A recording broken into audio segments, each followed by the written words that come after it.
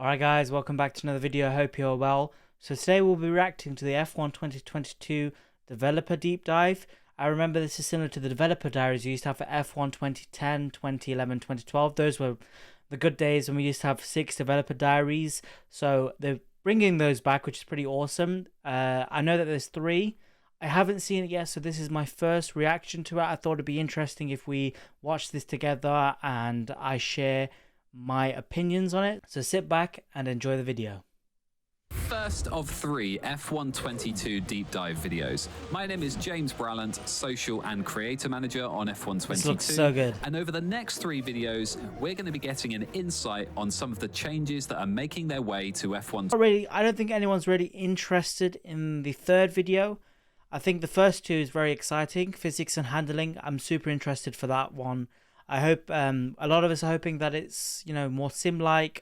You guys as well, more simulation. That's the way that they're going so far. I've watched some interviews, VR new features that I'm pretty pumped about. I'm definitely running my team in VR. So let's have a look. Let's have a look. Getting an insight on some of the changes that are making their way to F1 22. This looks releasing so on good. July 1st for Xbox, PlayStation, so good. and PC. This first deep dive video is all about physics and handling changes. Now, this year has seen a lot of changes in the sport, whether it's new tracks, new regulations, or most importantly, Shanghai on new there. cars. So what better way of understanding how those... So yeah, just a moment ago, we saw 3 things. So there was a leaked video. My team here, if you can see, there was a leaked video I did find online, so this has been confirmed. We have Portimao and the Chinese Grand Prix.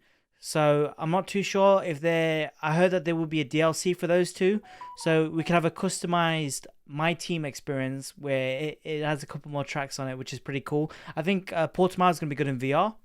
Or most importantly, new cars. So what better way of understanding how those changes have been reflected in-game by speaking to senior game designer David Greco. Wow, this looks so David, good. Thanks for joining us, and it would be great if you could just start by giving us an overview of some of the changes that have been made to the 2022 cars.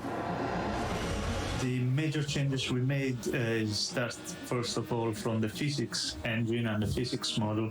We had to look at what the real cars were doing and the differences they made this new era of the cars, and we saw that they would be running much lower to the ground, for example.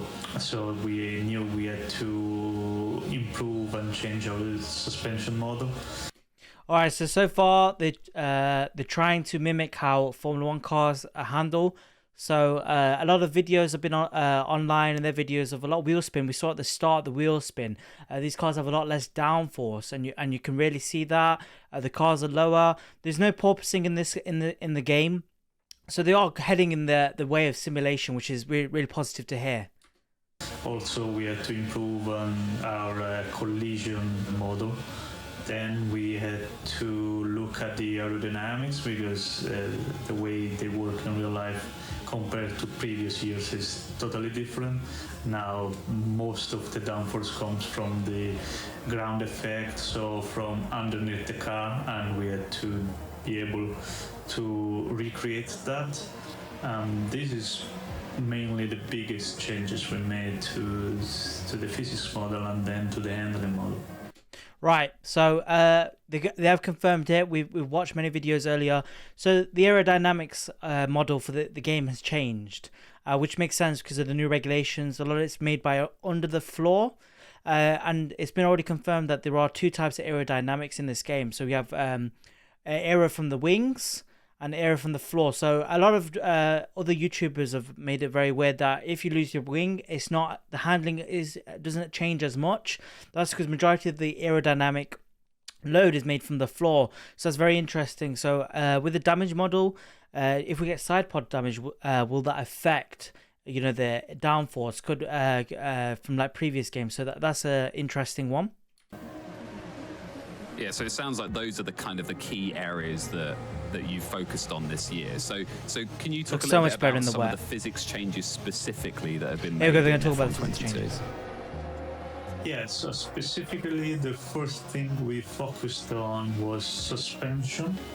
The suspension, we needed to make sure that the suspension position was read perfectly, because we needed to make sure that the car could ride as low as possible to the ground. So it is an improved model to what we had previously, which also allowed us to improve the bump stops.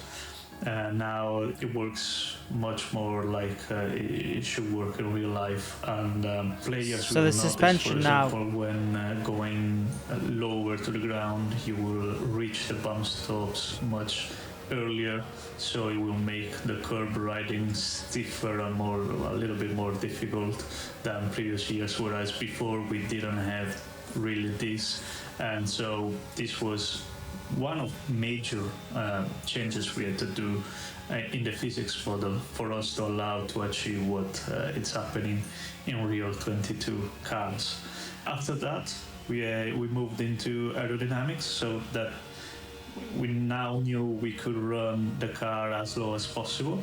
We could then model the new aerodynamics to use a lot more from the underbody, because now will be more important to be able to not scrub as much speed as before, because the drag will slow you down a lot more from the tires.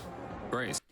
right? So what did we get there? Improvements to the suspension to make it more real life, more simulation, which is good news. Again, I mentioned the floor on the wings, separate downforce for each.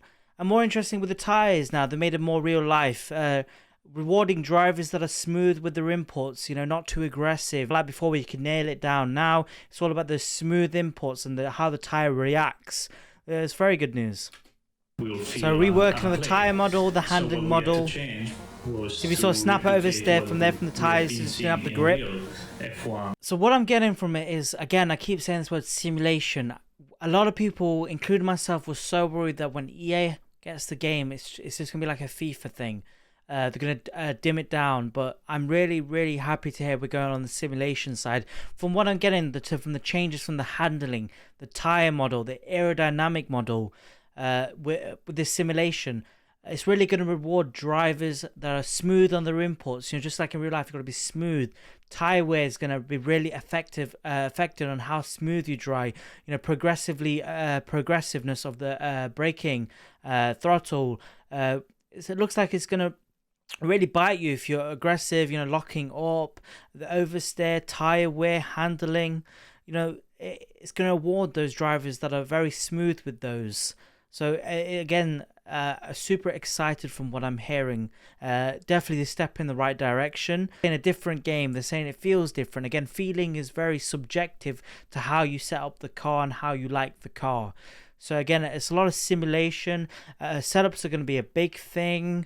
Driving styles are going to change. The game now is, not rewarding you for mistakes. You're getting destroyed if you're making mistakes. So delicate driving, how hard you want to push. It's all very good news so far. Right, so what I'm getting from there is the complete opposite to what I just thought. He's saying that setups won't play such a big role, which again, I think does make sense. It mimics real life. You see Red Bull make the time up in a lower downforce. They have a lower downforce configuration to Ferrari. Ferrari run higher downforce, but they're making the time up and they're very close to each other. So I think it rewards. So I think if you're running lower, you'll gain the time. So you'll gain time based on your setup in different areas, and overall the laps should be very similar. So setup's not playing a key role, which is quite good, because before, you had to go one way with setup. If you liked a high downforce, you couldn't to be fast, which is quite nice. So it favors the player and your preference, which is nice to hear. Resets for every race. So before in Monaco, the maximum downforce would be different to say in Monza. Now the exact same presets. So there's no specific presets for that Grand Prix. So what we know there is we're getting a lot of involvement with the actual F1 teams into the handling. So the cars will feel more to how they say it would feel in real life. So again, more simulation. There's no point saying it feels more realistic if it's not as close to how real cars feel, so that's good news. The data, they're sharing the data as well, so the same level of downforces. So again, the game's been pushed into a simulator type of game, which is what majority want, but they still have settings so that the casual player can use as well. Force feedback improvements, the data from real life F1, it's all good news. And what I can gather from this video are three main things. One thing, simulation, handling, suspension, aerodynamics. It's all gone in the push towards simulation. And less arcadey, more simulation. This is also supported by the F1 Insights, so Formula 1 teams are sharing their data, also testing it to see the handling and giving advice and ideas. So again, that reinforces that this game's more simulation based. Now we know that with setups you can run different setups and you'll make the time back. So you don't have to go one way. If you don't like running low downforce, you can run high downforce. You're not going to lose time, which is quite nice. So you can design the car, have the car set up to suit your driving style, what you prefer. Tire wear is going to be a big thing. Now they're saying that you can run 3 stops and you could win the race. The handling model and tire model will be favoring drivers with smooth inputs on steering, braking, and acceleration. Tire wear is going to have a major impact on that as well. So you could win the race by 3 stopping if you're going aggressive. The tire model is less forgiving as well. A lot of slides. Again, they've based that on real life data. So I believe EA's first full-fledged game in the F1 series is, from what we know so far, is very reassuring to us all. Force feedback changes as well, so you feel it more. So before it wasn't really suited to force feedback wheels, so that's been improved. So far from the handling, it's all quite exciting. I think a lot of us, including myself, are super excited for that. This developer diaries is quite nice to really answer our questions. The next video will be a VR video when that comes out, and we'll look at that. But so far, thank you all for watching. I hope you've enjoyed. Don't forget to subscribe so you can see more of this type of content. And yeah, I can announce that we'll be running F1 My Team in VR. I hope you guys stay for that. So like and subscribe, and I'll see you soon. Take care. Bye-bye.